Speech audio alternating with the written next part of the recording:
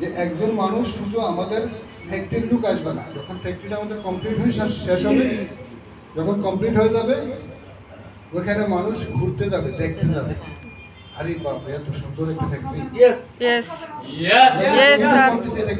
দর্শনীয় স্থান তৈরি করছি আমরা। এই যে আলহামদুলিল্লাহ আল্লাহ যদি বাসায় 1 তারিখ থেকে কাজ শুরু হবে পানির প্ল্যান্টের, বলছিলাম আপনাদেরকে এখানে ঘন্টায় উৎপাদন হবে 10,000 বোতল ঘন্টায়।